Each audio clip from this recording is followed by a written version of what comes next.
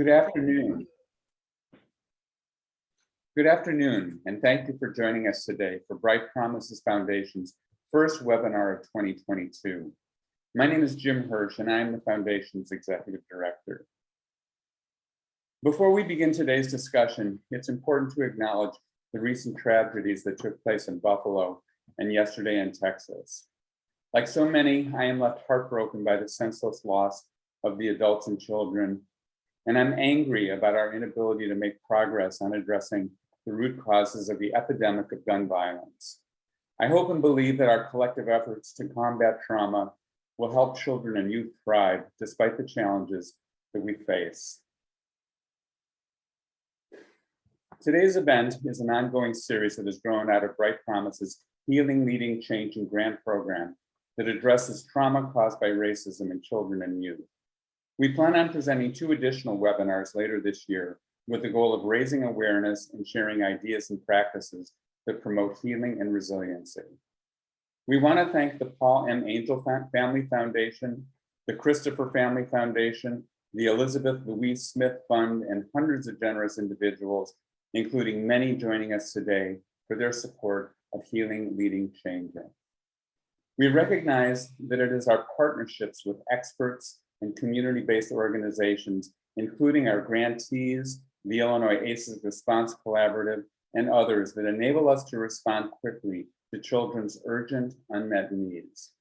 Many of our partners are joining us today, and I want to take this opportunity to thank them for being a part of a network dedicated to increasing awareness about these under-recognized issues, elevating youth voices, and advocating for trauma-informed care. We are proud to participate today in our state's 4th annual Trauma-Informed Awareness Day that includes organizations and individuals across Illinois who are working to address this ongoing issue. Trauma caused by racism affects hundreds of thousands of BIPOC children and youth, compromises their ability to thrive. If unaddressed, trauma can cause long-term physical and emotional harm, poor academic performance, and other negative outcomes.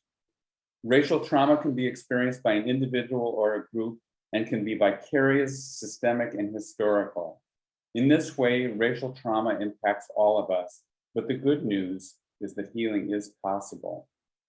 Bright Promises is working with 4 grantee partners to foster healing and resiliency among youth who have experienced trauma caused by racism, including the Arab American Action Network, Chicago Freedom School, Girls Inc., and Northwest Side Housing Center.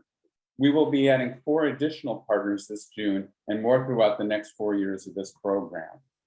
Today, we are going to hear from experts who work to combat the effects of trauma caused by racism, including some of the amazing youth leaders who are working collaboratively to develop actions that will foster healing and resiliency. We'll have time for questions and answers at the end, so please feel free to submit your questions throughout the event using the Q&A feature at the bottom of your screen or by entering your questions in the chat. We hope that you'll learn more about what is being done to combat the corrosive effects of trauma caused by racism on children and youth, that you will gain insights on how youth leadership can be a game-changing approach, and most of all, that you will leave today's webinar inspired to take action and make a difference in your communities. So let's get started. Please join me in welcoming Madison Hammond, who is the Training and Capacity Building Manager with Illinois ACEs Response Collaborative. As a part of her work with the collaborative, Madison leads and develops training programs focused on trauma, trauma-informed policies and practices, and capacity development.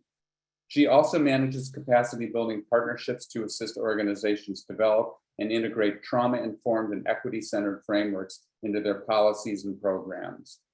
Prior to joining the collaborative, Madison worked as a clinical social worker with the Department of Trauma at Stroger Hospital of Cook County and Cabrini Green Legal Aid, and as an anti-sexual educator in both rural Appalachia and northern Uganda. It's my pleasure to welcome Madison Hammond. Thank you so much, Jim, for that lovely introduction. And thank you everyone for joining us today. I am so honored and excited to be a part of the work that Bright Promises is doing, and also to be able to share a little bit about the work that we do at the Illinois ACEs Response Collaborative. So today I am going to give a very brief introduction to the idea of historical and community trauma and talk about how that is related to the idea of racial trauma and to the experiences that you're going to hear about in the panel from some of these great youth that Bright Promises is working with. So I will get us started. Before we begin, I want to take a second to acknowledge, this is a presentation about trauma. And so I want to be aware of the effects of listening to this and hearing about the things that we're going to talk about. We're going to talk about racism and inequities and the violence, both on a systemic and interpersonal level, that affects kids throughout Chicago and the country. But I also, want to acknowledge that it is Trauma-Informed Awareness Day here in Illinois, and we are in yet another day after a mass shooting in this country. We are still finding out about what happened in Texas yesterday with the elementary school that was attacked. And we are also still finding out more about the motivations behind the white supremacist ideology of the shooter in Buffalo last week. And so with all of that, I do want to take just a second to say, I know this stuff is hard to hear about and to talk about. And so please, in this moment, take time for yourselves. If you need to step away, if you need to put me on mute, I won't take it personally. I know you'll be getting everything as a follow-up material, so please take care of yourself during this presentation. To start us off, I want to talk about what we mean when we say trauma. It's such a big idea that is interspersed and integrated into so many things. And we here at the Collaborative, we really view trauma, there's a lot of tree metaphors in childhood development and mental well-being, and this is yet another. And we really talk about it as this idea of a tree. And so these adverse childhood experiences you see at the top, those are our leaves, our branches, these individual experiences. They're very easy to identify, right? We know that they're part of the tree. And when we think about how to respond to them too, we might already have ideas in place. If something is overgrown, you trim it. If you see a diseased branch, you trim it, you try and give it medicine, you take care of it. But when we talk about trauma, we have to think about it as a deeper thing than just those individual experiences. We have to think about adverse community environments, for example, those roots. So what is causing individual experiences with trauma? These are things like community violence, lack of educational and economic opportunity, poor and unaffordable housing, poverty, discrimination and racism. But even deeper than that, we think about the soil that feeds the tree, right? That's where we're really going to get to the real cause of our issues and the real cause of what we see in front of us. And these are those adverse collective historical experiences: slavery, genocide, mass incarceration, forced displacement of Indigenous peoples. All of these things have combined to create this tree we see in front of us. And so when we talk about racial trauma, when we talk about individuals' experiences, we cannot remove them from these deeper origins. And I always say there's a fourth piece missing: the rain that feeds that soil. And these are those larger systemic issues that youth are still facing today and that are built by this. Those are that racism, xenophobia, sexism, transphobia, homophobia, all of these issues that inform the systems and communities that we live in. And that's very much present when we talk about community trauma. So when we start off talking about trauma, again, I know often we think about it on that individual level, but I want to start by looking at the roots of that tree, the community experiences. And so community trauma is that widespread trauma that we see in both neighborhoods as a community, but also communities of background, of race, ethnicity, of culture, that have been impacted by violence, poverty, lack of resources. And this not only affects individuals, whether you are an educator, a physician, a nurse, social worker, not only those individuals that you have in front of you that you're taking care of, but also their relationships with each other and the cohesion of a community. It affects the investment in a community's future. And so we see that on multiple levels in that physical and built environment. When we think of building or physical space upkeep, our green spaces, when we drive through certain neighborhoods, do we look around and say like, oh, well, they just aren't taking care of this place? That is a manifestation of community trauma. That economic environment, lack of jobs, lack of resources within a community. Do you have payday loan centers rather than banks? Is it easy for folks to buy houses or to start businesses, or are there laws in place that are based on hundreds of years of inequity that make it more difficult? And then finally, we have that socio-cultural environment. And this is a piece that not only affects the folks living within a community. So we talk about those bonds with each other, or feeling connected to one another. It also affects outsiders' perception of a community. And that's where that racial trauma comes in again. When we talk about how outsiders view a community, are they saying, you know, they just don't know what's good for them, they just don't take care of their neighborhood, and then in turn are able to perpetuate even more trauma by enacting things like over policing or over involvement in the foster care system, putting police officers in schools that don't have enough teachers. All of these things are manifestations and perpetuations of that community trauma. But it's also very often related to or the direct result of historical traumas. Again, none of this is disconnected, right? That tree cannot grow without the soil to feed it. And so when we talk about community trauma, we cannot remove it from that historical trauma.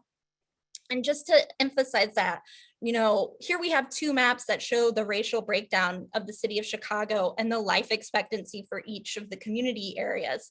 And you see there's a significant drop in life expectancy from the mostly white neighborhoods on the north side, particularly those in the center north, so the Loop, River North, the Gold Coast, compared to neighborhoods like Inglewood, Grand Crossing, Washington Park on the south side. And this is a health inequity issue. There are resources that are not being allocated properly, but this is also a trauma inequity issue. And very often within our culture, we place a lot of blame on survivors of trauma. We say, you're not trying hard enough. You're not doing what you're supposed to do. But very often we are also not listening to folks, and we are not taking into the account their history as an individual, but also as a community, as a culture. So when we talk about racial trauma, we have to take into the account this piece of historical trauma as well. We cannot separate ourselves from it and act as if, oh, well, that was a long time ago. We don't need to worry about it anymore. And so when we talk about historical trauma, what we're talking about, and this idea first appeared in psychology in the 60s with children of Holocaust survivors, but has since been seen in multiple communities who have undergone mass historical trauma. It's this cumulative emotional and psychological wounding. And I think that word is very important. It's a wound. And so we have to treat it, right? We can't ignore it and say, we'll just live with the wound. But that wound occurs over a lifespan. It's not just something that is a one and done. And it occurs over multiple generations, because if we don't treat the problem, then we are allowing it to grow and continue. And it's accompanied by this idea of historical unresolved grief.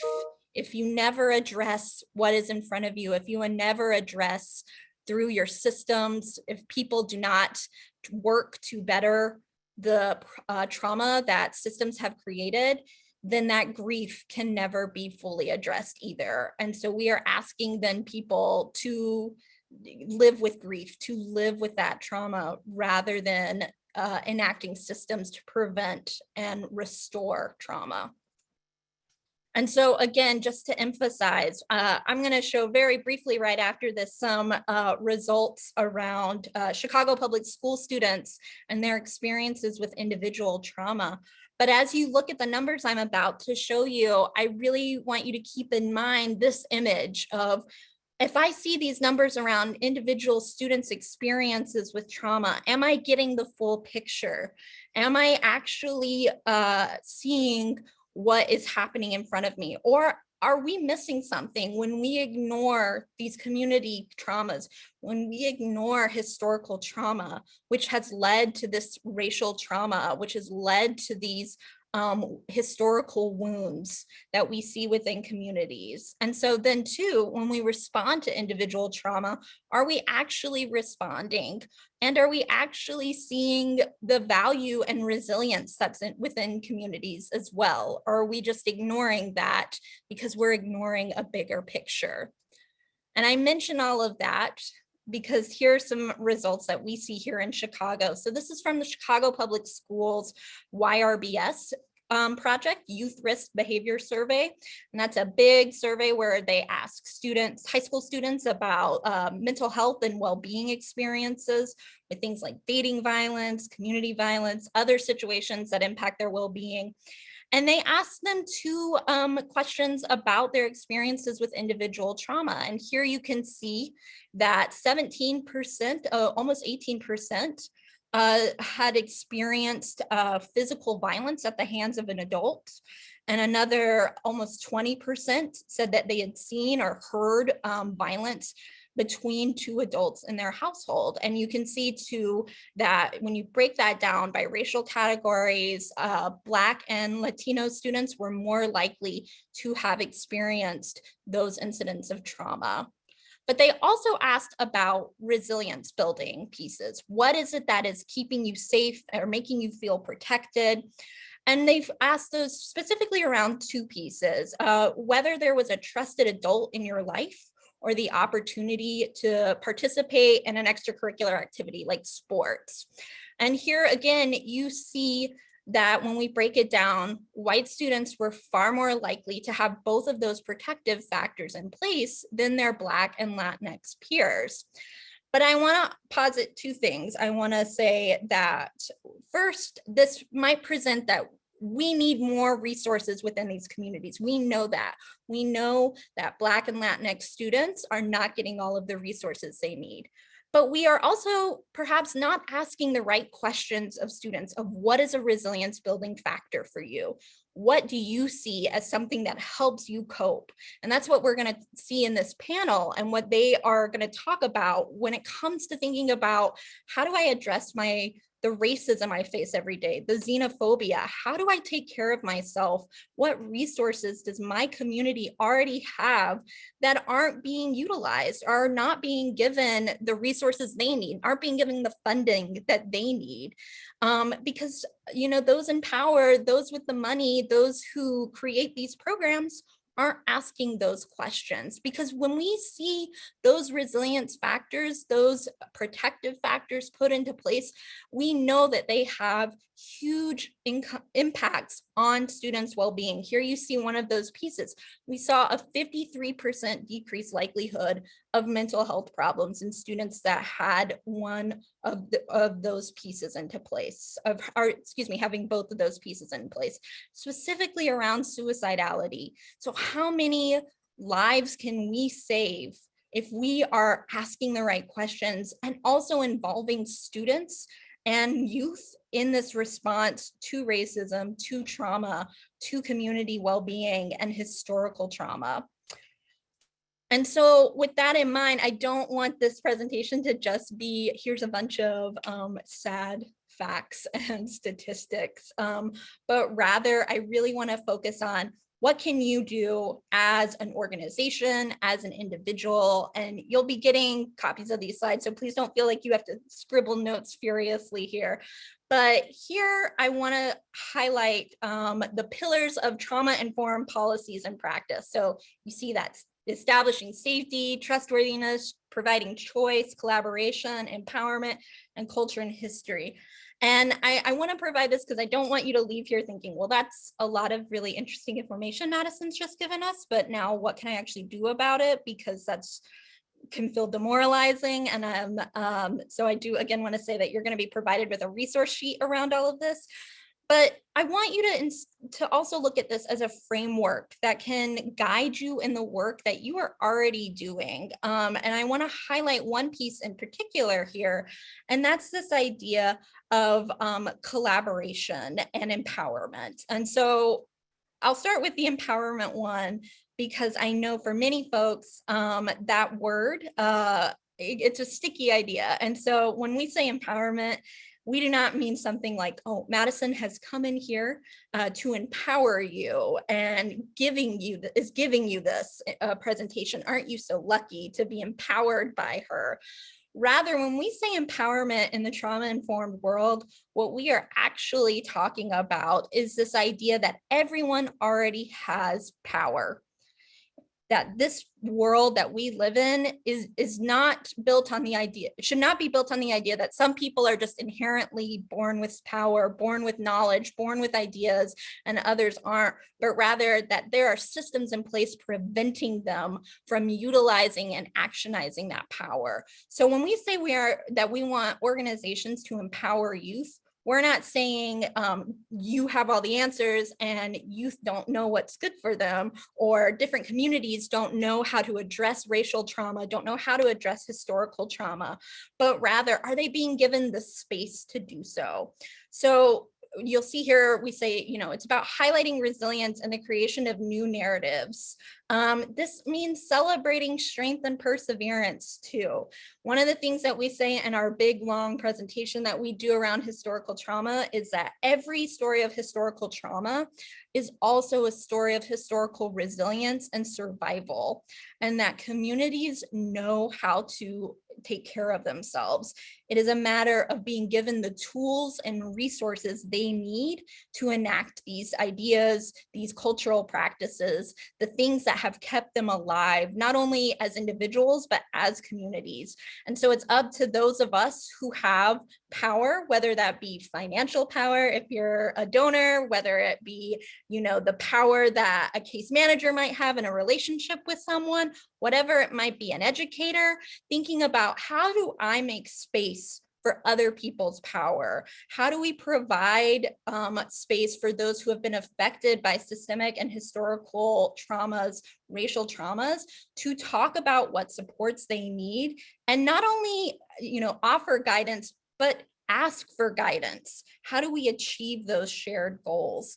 And so that's really what we want folks to take away from this, is not you have to redo everything now, or you have to solve racism as an individual, but rather think about, what am I already doing that I can integrate these ideas that Madison's presenting right now, that the youth are going to talk about in their panel, and thinking about too, this piece around cultural and history, how that culturally relevant and most importantly, led healing can happen, and how we can acknowledge that sometimes systems have created harm, and sometimes we have even unknowingly been a part of that harm. But rather than, saying this is a punishment, or we're upset about this, or denying that, saying, what can we do to learn from folks to make that better?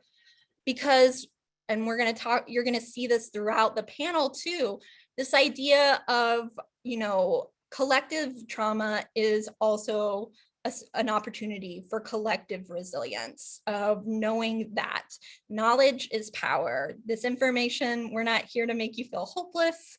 We're not here to make you feel guilty, but rather to take these ideas, promoting racial equity in this lens on all levels.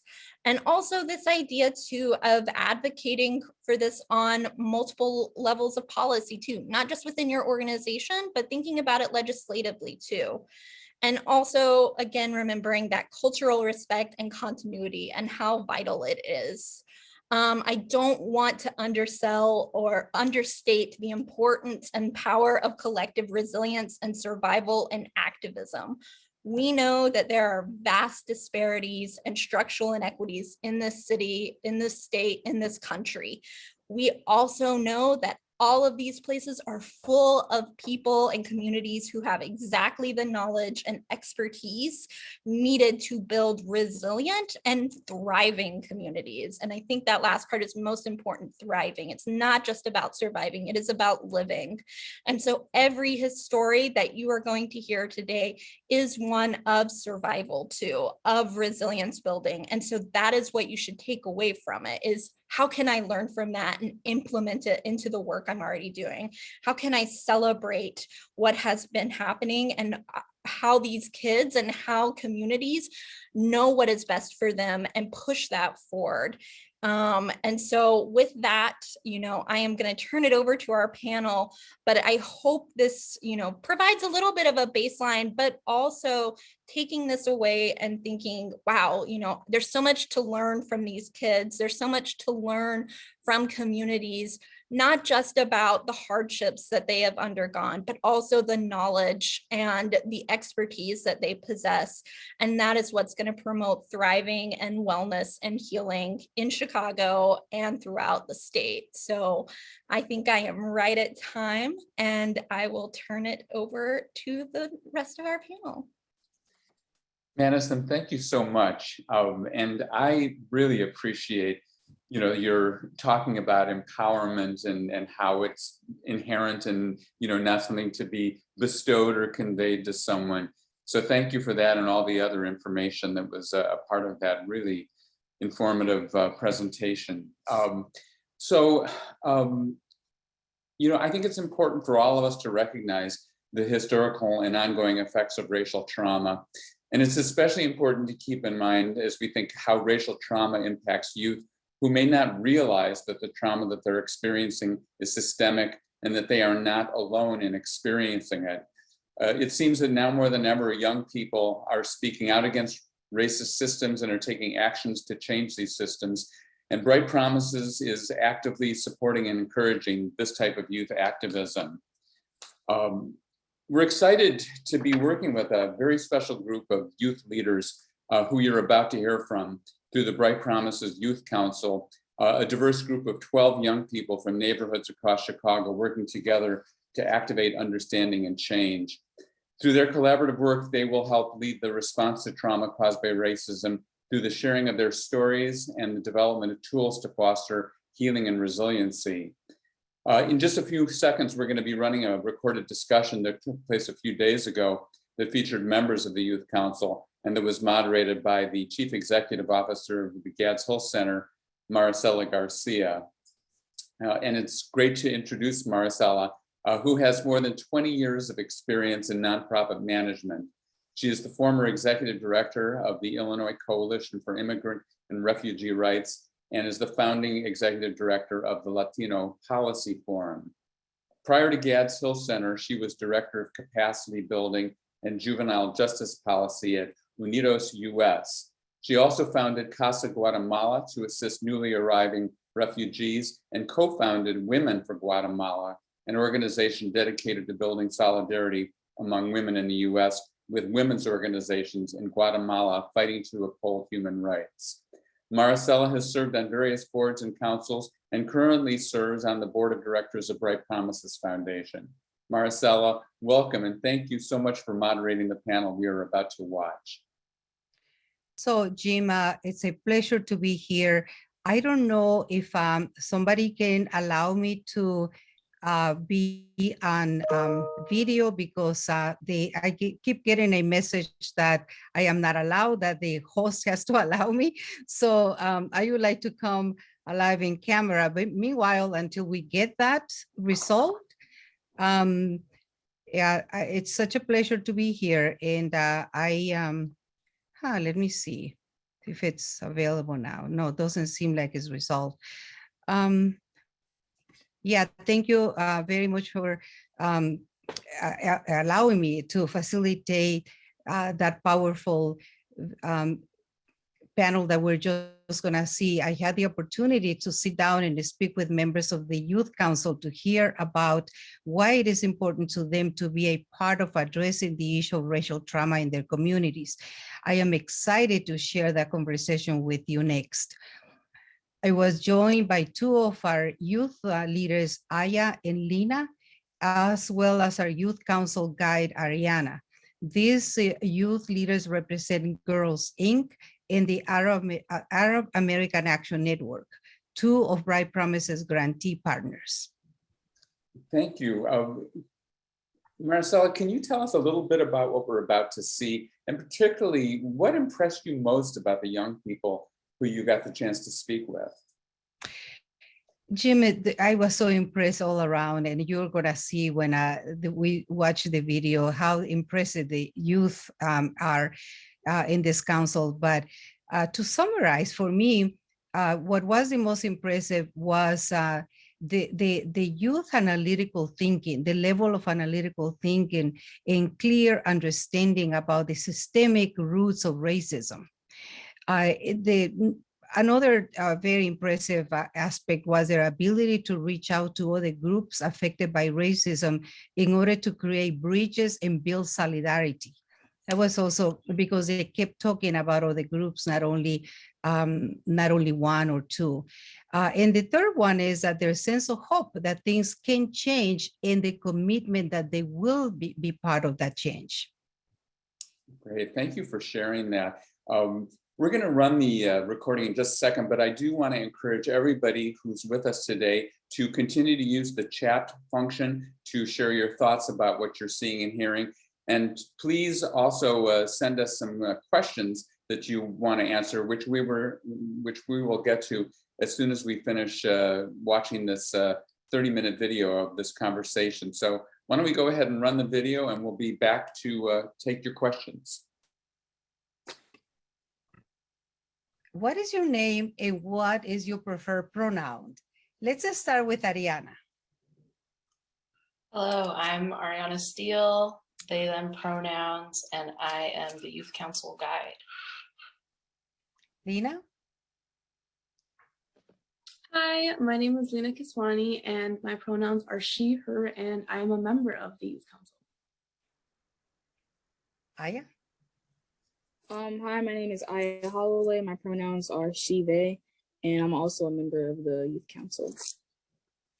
Aya and Lina, how old are you and where do you go to school? Aya? I'm 17. I go to Lindblom Math and Science Academy on the South Side. Lina? And I am 18 and I go to Moraine Valley College, and I just started there recently. Got an opportunity to graduate early, and I took that to get a head start on my college degree. So I've been there. It's like on the southwest suburbs. So Congratulations. What an accomplishment. thank you. So Ariana, can you tell us about the young people in the Bright Promises Youth Council and your role as the Young Youth Council guide? Yeah, so the Youth Council has been going since March of this year, and there are 12 people on it. These are folks from multiple different organizations throughout Chicago, and yeah, throughout primarily the South and West sides. Everyone is person of color in ages generally like 14 through 18 or 19. And my role with the Youth Council is to basically like help foster a space where the folks who take part in the council feel that like they can take the space to be theirs and move things forward in a way that is trying to accomplish our goal of combating racial trauma amongst young people, while also, again, making that space like as much led by the young people who are part of it. And I really see my role as, especially as a guide, like I'm there to kind of like, okay, and then, you know, where are we going next? And move things through rather than decide things for the people in the council. And Ariana, do you recruit them? How do people get on the council? Yeah, so the council is made up of young people from 4 organizations that are all funded by the Healing Leading Changing Initiative, and they are already in after school programs for the most part in these organizations. And the nonprofits are Girls Inc., Arab American Action Network, Northwest Center, and Chicago Freedom. yes, the Chicago Freedom School. Thank you. I was like, am I gonna be able to get all these words? Yeah. So each of those organizations work to choose and select 3 to 4 young folks from each of them to join the council. Great. And how often does the council meet? We meet twice a month. Great, thank you. Anna and Lena, in as much detail as you feel comfortable sharing, can you tell us about how racism-based trauma has impacted you or somebody you know? Lena? Oh, Oh, go ahead, Aya. I'm sorry. I just was trying to close the gap, but I think that racism-based trauma has impacted pretty much like every person of color that I know. Like, and whether it can be like big ways or small ways. I think for me personally, it's just just learning about like how the world works and like smaller things that I feel like I have to do in order to feel welcome in the society and like in society. So whether I be like going into a room full of people who don't really look like me and feeling like I have to code switch or act a certain way, like it's kind of uncomfortable to have to do all the time. And so I feel like that's kind of what I do, like in order to like feel like more accepted because of my my trauma. And so for other people, it could be other examples for other people, where that be like, Black mothers having to tell their children beforehand, like, how to move in the world, how to move through the world, how to interact with police officers, so that they can come home like safely. Other things like that, just kind of affecting how people move through life in order to feel accepted, and to stay alive, because this is the type of world that we live in. And unfortunately, a lot of this trauma kind of results in us having to develop more safety mechanisms and more defense mechanisms that sometimes aren't healthy, but sometimes they are, and sometimes they're necessary. Yeah, and I think I brought up a lot of good points about what she was saying, that I kind of feel like it impacted me in a way that I always had to watch out what I was doing, because anytime you do something, it's like you have eyes on you because you are representing the minorities. So you always have to be on the lookout and careful of what you do and what you say and how you act, because whether you do something or not, intentionally or unintentionally, it could always be taken a certain way, and people can always twist it in a good or bad way, especially with many stereotypes that have been going on for centuries. It just sometimes you just got to watch out that you're not playing into those stereotypes to affect badly, and just to represent in a more positive light. Ariana? Oh, I was not planning on answering, sorry.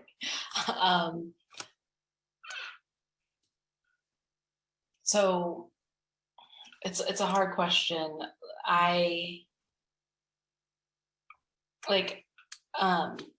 When I was in my early 20s, I spent a lot of time trying to figure out like what can be done about policing and what can be done, like what can the community do to like protect ourselves as people of color from state-sanctioned violence and from racial trauma.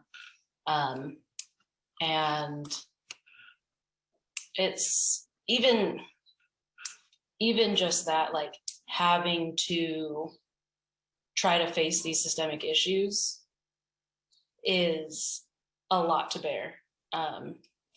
And like I've led multiple protests and things like that, and it is both empowering to take that space and to, do what's needed within community and from a grassroots level, but it shouldn't be necessary. And so I almost feel that like in addition to dealing with racism and dealing with systemic inequality and dealing with all these disparities in our systems, just the fact that we are often called to do something about it and to be the people on the front lines calling for change, that in itself is, it's a lot of work and it's a lot of energy that we could be putting into leading, healing, loving, fulfilling lives. Yeah, so it's, yeah, there's so much to it.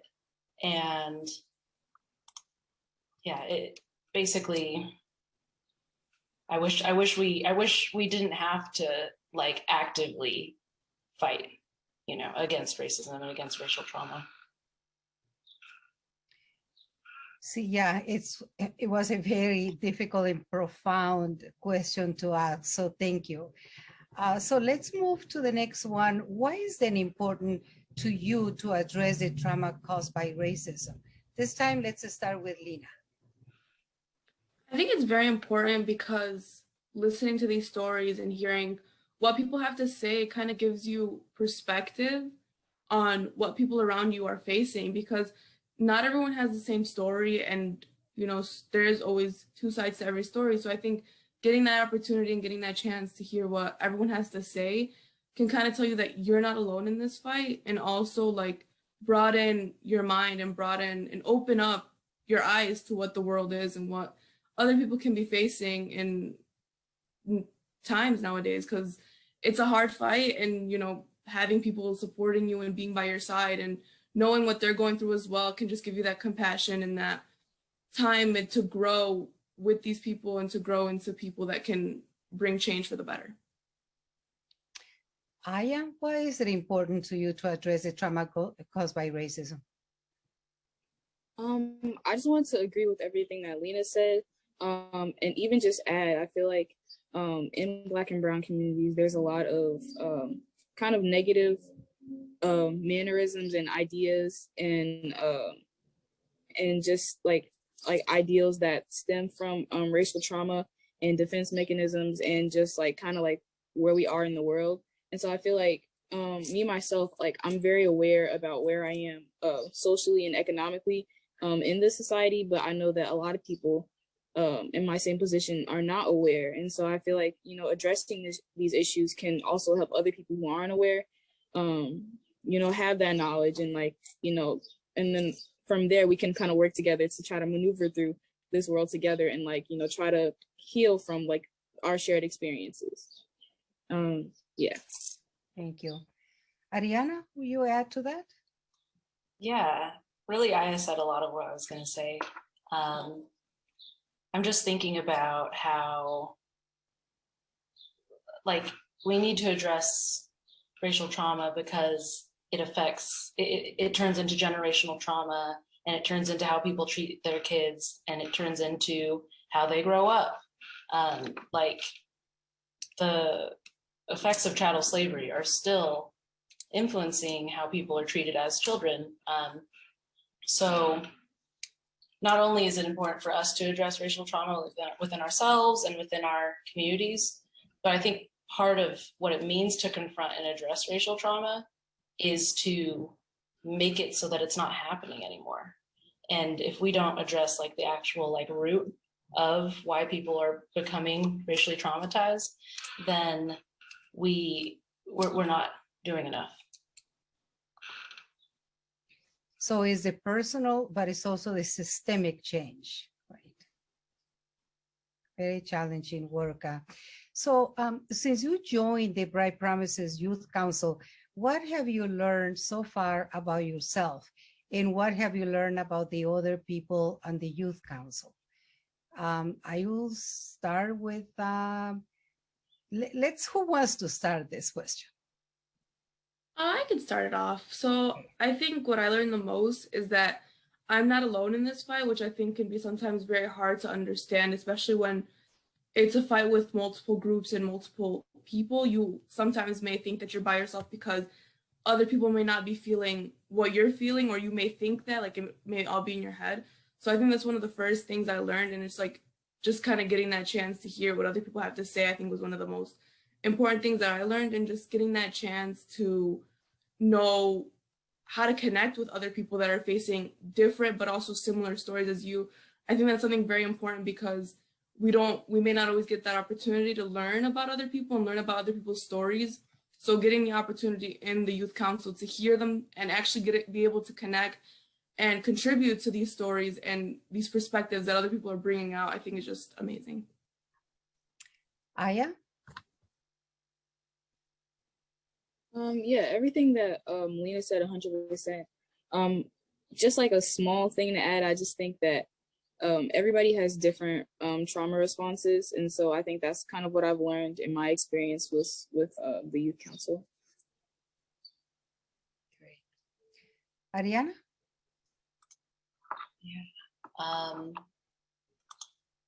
What have I learned about myself? I have so many different thoughts on this, but I really,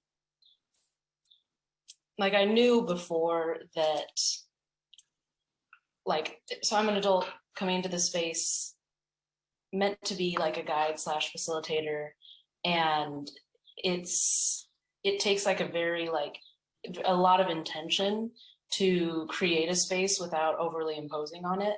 So really, I feel like that's what I've learned, like just what it means to be really intentional with a space and to really work, like, young people, this may be leading to the next question by accident, but young people are like, have very, very important voices that are not often like sought out. And I'm here to not only not get in the way of that, but to like facilitate young folks having more of a say in how to confront racism and racial trauma. So for me, it's really about, like, I've learned how to step back and create that space. So Ariana, what are the main experiences that you have had so far as the Youth Council's guide? Yeah, like what have we done in the Youth Council? What have you experienced that is a highlights of what you have done, what you have learned in the council, in your role as the guide of the council? I've learned a lot about what it's like to run meetings online, which like, I know it's not easy. And it's not, I don't know, there's something about being in person that really, there's many things about being in person that I think really adds to a space, and we will be hopefully meeting in person sometime soon. And really, there was a moment where some of the young folks reached out to me. I was one of them, about like some suggestions for how to go about like next steps for the Youth Council and how to help like foster a space where people are understanding of each other and open to like creating the space together. And yeah, that was like a really, really big moment for me, because I know, like, for me as a young person, like it was very difficult to like take up that space and be like, hey, like, I still noticed things that were wrong, but I didn't feel like I had a space to say it. And so being able to take that and be like, yeah, well, what do you want to do? Like, let's do it. Yeah, while also, again, being intentional and like stepping back and knowing what this space is and who it's for. That was also another learning experience for me. Thank you. Why is it important for adults to let youth take the lead? Let's start with Aya this time.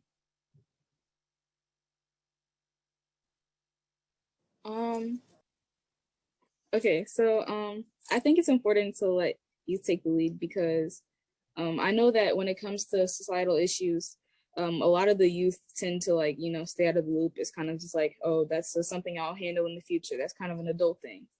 And when in reality, that's really not. It's like, you know, racial trauma is something that, you know, everyone, no matter what age, kind of goes through. And so I think that having other youth take the lead kind of helps and goes as a segue to help other or influence other youth to try to do that same thing and, you know, actually care about these subjects, because this is their future, this is their now. And so I feel like things like this, having you take the lead, just helps influence and spread awareness to other youth. But I also, during one of the Bright Promises meetings, we had this conversation, we had a similar conversation where one of our council members, Shuja, actually brought up a good point that it's not really about who's taking the lead, but it's just having youth in the conversation, period, so that we don't really have to fight or argue over things like this, because, you know, these situations are something that affects everyone, young and old. So it shouldn't really be a fight of power. We should all be coming together like equally, mutually, in order to solve these situations together, because it is like, you know, everyone's issue. Lena, if you have anything to add. Yeah, I mean, you got a lot of what I was thinking as well, just kind of that whole aspect that this is our future. And I think as the youth, it is our chance that we should dictate how we kind of want our future to be, whether it is to be more active and all that stuff. I think now is our turn to kind of decide and kind of see how our future is going to be, because now is a time, but in the future, we're going to be those adults, and kind of just setting up that world for us when we are adults and for our future generations. I think the step is when you're young, because you offer new perspectives that maybe adults don't always see, and because they see the world a different way than youth will. So I think kind of just having that added perspective from the youth will always be a benefit working with the adults. Great. Ariana? Yeah, I feel like Lena and I, you've already said pretty much everything. Yeah, like there's so many spaces where young people aren't like given a voice, or maybe there's a time where anyone can speak, but because of the ways that young people are often said, like that their voices don't matter, or that, you know, they don't know yet, they'll know when they're older, that they don't like it's not seen as like appropriate for them to speak. And so yeah, just it's so important for young folks to take the lead, just simply because they often aren't given the lead. Yeah, but I really feel like Aya and Lena really covered it. Thank you. And what are you hopeful about? When you think about the future and the work that you're building, what are you hopeful for? Or what about the future makes you excited? I'm kind of hopeful for the idea that youth do get more of an opportunity to have a voice. I mean, I can see now the youth are getting more involved and more active in more political issues and issues that usually adults would take over, but the youth are starting to get some form of a voice in all of this. So I think that's what I'm hoping would be more involved in and more included, is hearing those youth voices. It's just to tell younger folks that yes, you are heard, yes, your opinions are valued just as much as anyone else in this world that you're living. So I think that's what I'm hopeful for. And, you know, even if it's such a small fight and such a small thing, it could be taken in such big ways, because racism has been going on for centuries and centuries. So just getting that youth opinion may not change much, but it will have such a huge effect because they also face this, and it'll give such a new perspective to what everyone else is seeing. So what are you hopeful about, Aya? I'm actually very excited when it comes to like the future and like, you know, how we're approaching these situations. I think that the youth, especially this generation, we're kind of, no shade to you guys' generation or anything, but I think that we're definitely a little bit more socially aware, not because of like education wise, but also education wise. It's like, I think that social media has kind of like made it difficult to be kind of stuck in a bubble. So you can't really like escape the reality of things. And so like, you know, whether or not you use that information is up to you. But I think a lot of people nowadays are kind of using that information for good and like trying to make change and trying to spread awareness. And I feel like everybody wants to do something. And I think the only problem is just like, it's a matter of like people being confused on how. And so I think that's the only like, you know, difficulty. But other than that, like, I'm really excited on like, you know, what people are trying to do with the future and, you know, how we can all like kind of work together to make this world we want to make it. Great. Ariana? Yeah, just to add, like, I'm excited that for whatever ripple effect like will come of what the young folks in the youth council do. Like was said, like, you know, who knows what could come of it. Like, it seems so small to be like, you know, like 10-ish people figuring out what can be done in their own communities, but just the fact that more people will see youth taking the lead and then take the lead from youth, I think that has the potential to move things forward in a pretty major way. Thank you. That is the set of questions that I had for the panel, but we're gonna go into some questions that the audience had sent us. So let me start with the one that talks about what do you think has worked to help adults understand the real experiences, concerns, and perspectives of youth? Anyone? I think just hearing youth perspectives. I think when youth are entered into the conversation, you know, you're hearing their point of view. And so like, I feel like when you're actually hearing these people like speak from their experiences and what they have going on personally, it's kind of easier to empathize with their situation. I don't know if that was vague, but like, that's kind of what I thought of when it was coming from my point of view. Great. Yeah, I mean, I definitely agree with what Io was saying, kind of just to bounce off of that, to like the idea that we were saying beforehand in previous questions, kind of like social media, I think, has been the youth's outlet mainly because that's where youth have the most freedom away from, you know, other adults taking their spotlight. So I think adults being on social media and seeing what kids have to say and seeing what kids can say and can do, I think is such a good start for them. And like seeing so many movements that have come out through social media and just taking the bits of information that you get from social media and just taking that extra time to do more research and find out outlets to do more research. I think that's one step adults can take and maybe most have taken to educate themselves on what's going on in our world and kind of just getting the youth's opinion, because like I said, the youth's outlet is social media. Like Gen Z, millennials, social media has been our way of telling the world what's going on and nowadays, kind of. Thank you, Lina. Ariana?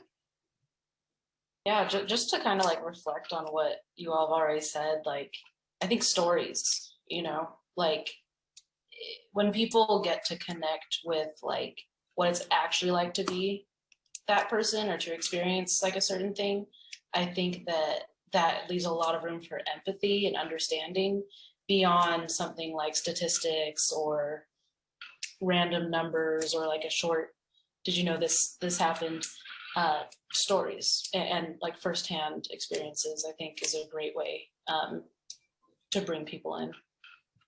Great, thank you. So let's go to the second question. It can be hard to meet or connect with people different from us. How have you been able to share personal experiences with youth who are different from you? Aya? I think I've been able to share these experiences. I think it's just because I think it's all about, you know, respecting different people's experiences. So although Lena and I's experiences with racism-based trauma or just even walking through the world might be different, I think us listening to each other's experiences and like being respectful of it can just give us both a clear understanding and also just help us both kind of come together and think about how we can both heal from those experiences and maybe make better ones. Rihanna? Yeah, I think I've always thought that, like, though differences seem to like tear us apart, really where we can connect is where the intersections are, like where our experiences are similar.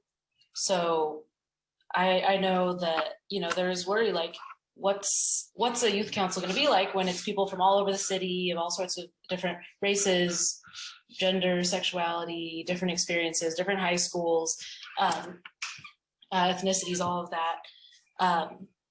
But you know, I wasn't worried creating this and guiding this, because I know that what matters is the ways that folks can relate and the ways that people's differences inform what it means to create something that works for everyone. So the goal being like, let's create something that is going to make it so that there's less racial trauma amongst young people.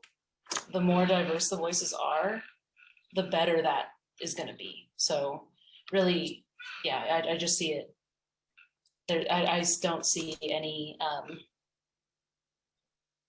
you know, it may be like slight difficulties in bridging like different understandings of things, but ultimately the more different voices there are at the table, the better.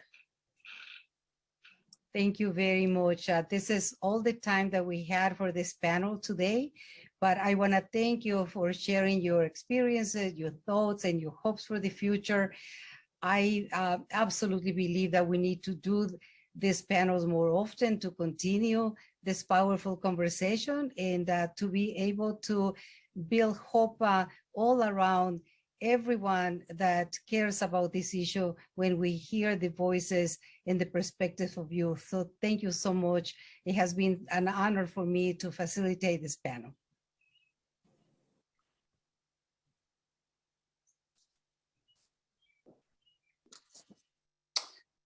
All right, wow. It's always good and inspiring to spend time with really smart, committed young people, but I think especially today, in light of what's happened recently, this is something that I'm particularly grateful for. Maricela, thank you so much for facilitating the panel, and I also want to thank Aya, Ariana, and Lena for sharing their thoughts and experiences. You know, I was really struck by the comments that the panelists made about survival, safety, protection, and the generational impacts of trauma that really drove home for me how ubiquitous trauma caused by racism is, and what an incredibly high price we pay every day for the fact that we allow it to exist. Having said that, though, their hopefulness combined with their recognition of the roles that they can play to help address these issues left me feeling hopeful as well. Maricela, I'm wondering, having watched this again, if you have any, additional takeaways from what the young people were talking about. Jim, one of the things that I noticed that was important is the answers toward the end of the panel about the importance of bringing youth voices to the center of this conversation. The comments about youth bring a perspective that adults don't have, and the youth educating each other and coming up with solutions together is powerful. And I think that is that empowerment approach that the Bright Promises Foundation took, investing in these youth councils so that they themselves are analyzing the issue and coming out with solutions is really the way to go. And I am really proud of the Bright Promises Foundation commitment to leadership development so that they can be a voice in addressing complex issues. Thank you. Madison, why don't you rejoin us? Before we get to the questions from our attendees, I would love to hear from both of you about what makes you feel hopeful after what we've heard and experienced over the last hour. And Madison, maybe we can start with you. Yeah, definitely. Well, I mean, that panel, that makes me feel hopeful. One of the things I took away from it was Aya said that she's excited about the future, that she sees hope in activism, whether it be on social media, that youth have power and knowledge, and she's excited about that because she sees that being a source of activism. And I think that makes me hopeful. You know, I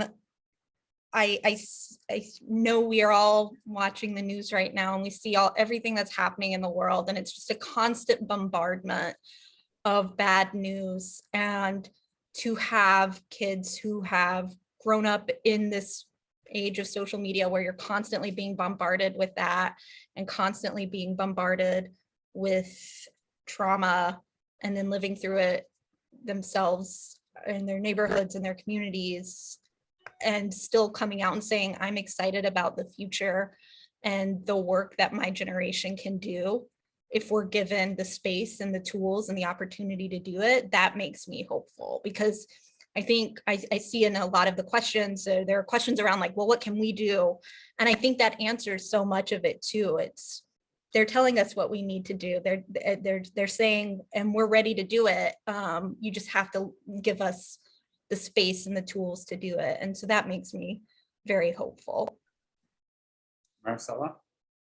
Yeah, I think that for me, the participation of youth, the voices of youth at the center of the debate is very hopeful, that they are not shying away. But I think that is adults sometimes that don't think all the time of how strategic it is to bring the voices of youth to the critical conversations about the future of the world. And once there is an opportunity, their leadership and confidence grows to the point that they can address other issues. It's just the beginning, because they have the potential is for adults to recognize it and create those spaces where those voices are valued and are welcomed. Thank you both.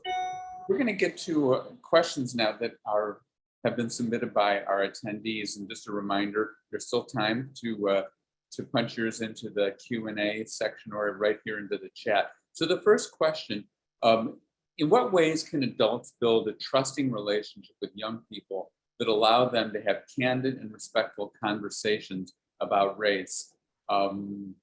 Madison, you want to take the first shot at this thing? Yeah, well, I can certainly try. And I don't know that my answer will be as satisfying as just a clear cut, here's exactly what you do kind of thing. But I do think that, you know, our panel just kind of gave us the pathway to doing that. And a lot of it involves those pieces that, you know, you saw me go very briefly over around trauma-informed practices of listening to each other and providing that space of collaboration too. I think, you know, and the panel touched on this, and I know from my own work as a social worker that worked with teens, you know, a lot of times those relationships, we often fall into a power dynamic, a hierarchy, however unintentionally, of saying like, I know what's best, I'm giving you this. Aren't you lucky to get what I'm giving you? Just do what you're supposed to do and everything will turn out all right. And we're not instead viewing youth as partners. You know, they're living these experiences. They're going through this. They're not, you know, experiencing these things passively. These are their lives. And we should act as if that they have an investment in that life. They are as much of an expert in their life as any adult is in their own. And so I think when it comes to working with youth, it's just like working with anyone else, of viewing it not as a directive relationship. It is a partnership. And are we making space to view youth as partners rather than blank slates who don't know what's best for them? I mean, we just had 3 great examples give in a very short amount of time, show over and over and over again that they have the knowledge, they have the capacity. They know what needs to be done. It's so I think the question is what can we do as individuals and organizations to make sure that we're inviting those experts in? Just like we would invite some fancy person with lots of letters after their name to come give a training, we also invite these experts in and say, you know what is best for you. What can I learn from you? Rather than just saying, well, here's what I'm giving you. So I think that's really important, that collaboration element. Yeah, and I think just even engaging in conversations about race is, an important act for us to take. So much of the time people are uncomfortable, talking about race. So I think that it also kind of, provides agency to those who we, trust and feel comfortable enough to have those conversations. Marcel, I'm sorry, go ahead. I'm so sorry. I wanted to add too, I think often, of course, we had youth of color, this is their life, right? They know about this, they experience racism. They are not shielded from racism and systemic oppression because of their age. And so for those of us who are white and might be parents of white children, might work with white children, we cannot shield them then from racism and systemic oppression in discussions around it. So this idea of like, we can't talk about this in schools, we can't talk about this in our after school activities, whatever it might be. They're too young, because children of color are not too young to experience it according to the world that we live in. And so I think it's also really important for us to be okay as adults with being uncomfortable and introducing uncomfortableness into white children's knowledge, because they also need to know this as they grow up, so that when they are in positions of power, potentially, they're not repeating the same oppressions and systemic mistakes that their parents and grandparents and so on have been repeating. So I think that's also very important, to view them as partners in that sense. Marcel, anything you want to add to this? I think that we adults have to think about how we developed into positions of leadership. And I think that from there, who gave us opportunities? What was the process? Because I think that we all somebody took interest on us. We had mentors along the way.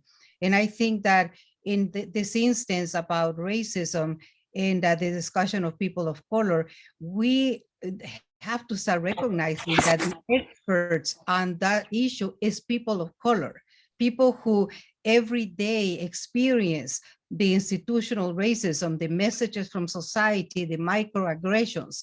So I think that what is changing the paradigm of being studied from being the one studying how to move forward with this. I think that is the experts are no longer only the academics that learn about the issue, is the people who experience the issue themselves.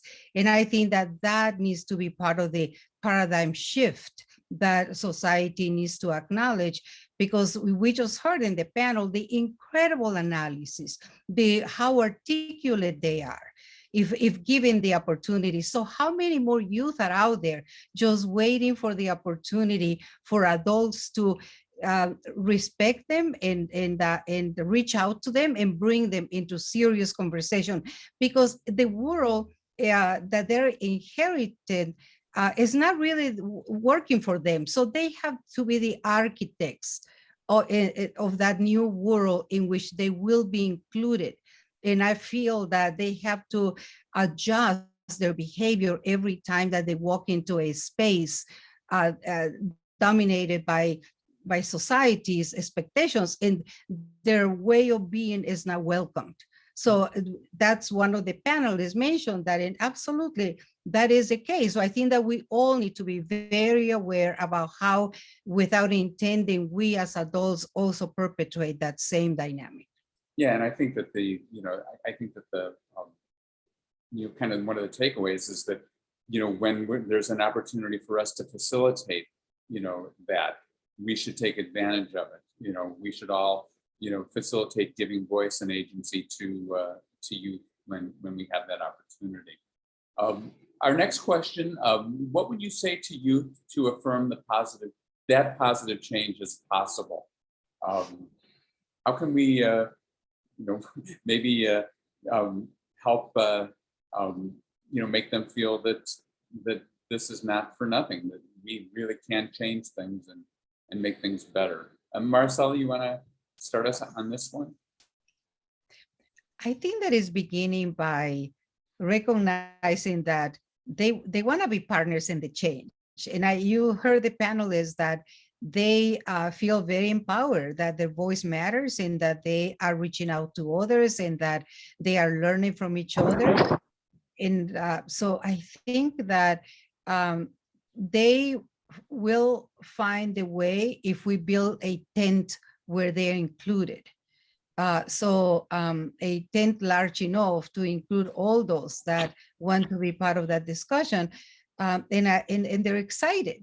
I think that youth are just waiting for the opportunity or creating their own opportunities that we're not even aware of. Madison, anything you want to add? Yeah, just ditto to all of that. And just this idea too, that again, I think it's perhaps less about what can we say, but more what are we listening to what they're saying, and are we are we responding to that and actually doing what needs to be done?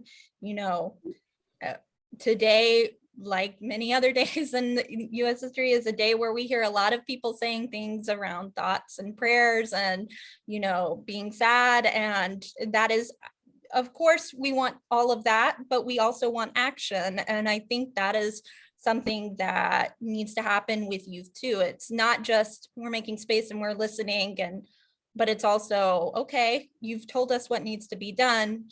Here's the plan moving forward. Here's what we're going to do. It's not just these empty promises of shared power, but actual shared power. And speaking of action, one of the things that we hope is that everybody who has participated in today's event will take action. And so I'm going to ask our panelists, what is one action that you will take to be more trauma informed after today's webinar? And I will start. The one thing that I'm pledging to do is to take the recording of this webinar and send it to at least 50 people in my personal network, and especially people who may be in a position to advance the work and make others aware of it. So that's going to be my pledge for action. Marcella? Because I lead a youth organization, a children organization, I think that is making sure that there are structures within the organization in order to support and facilitate the integration of youth into our decision making. Madison? We at the collaborative, we are so lucky to partner with so many organizations that involve youth voices, like Bright Promises, like Voice here in Chicago, other folks. And I think for us, a real commitment, this being Trauma Informed Awareness Day and the entire state's thinking about, well, how do we become a trauma informed state? I think for us, it is always about how do we make sure that the pieces of policy that are out there that are affecting people's everyday lives, how do we make sure that those people are a part of that policy building process, are a part of that data collection process, that program building process, whatever it might be.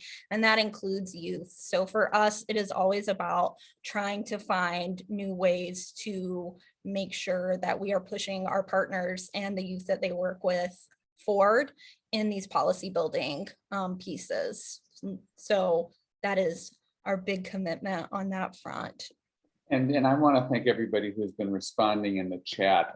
There's just some incredible ideas and observations. So thanks everyone for that. I think to wrap up, I think it's safe to say that trauma is isolating, and it's why it's so important for us to create spaces for young people to connect, learn, and to heal. Healing occurs and resiliency is gained when youth understand the roots of trauma, speak out about the factors that trigger trauma, and become proactive in addressing its causes and in seeking solutions. It's also important for adults to become more aware and better advocates for youth. That's why Bright Promises launched the Healing, Leading, Changing initiative last year, and why we will continue to host these discussions. We plan on presenting a webinar in September that will examine policy issues around trauma caused by racism, and finish in December with an exploration of the role that participation in the arts can play in promoting healing and resiliency. You can be a part of this movement on Trauma-Informed Awareness Day. Join the conversation by sharing one thing that you've learned or one action that you will take to be more trauma-informed, and share it on social media. Use the hashtags TraumaInformedIL and hashtag Bright Promises to be a part of the statewide campaign. Please make sure to tag Bright Promises Foundation so that we can share your efforts. I want to thank Madison, Maricela, our youth panelists, Aya and Lena, our youth council guide, Ariana, and a very special thank you to Bright Promises Foundation Director of Development and Communications, Catherine Corey, who has put this entire panel together and run this presentation, and our Senior Program Officer, Lauren Krieg, who has worked so hard to put these programs in place. You will be receiving a survey, so please share your feedback, and a recording of today's event will also be made available. We will be sending a follow-up email with links to all of the research referenced in today's event, along with other helpful resources. And we look forward to seeing you again in September for our next discussion. And I want to thank you again for being a part of this very stimulating and important conversation. Have a great rest of the day. Thank you so much. Have a great day, everyone. Thank you.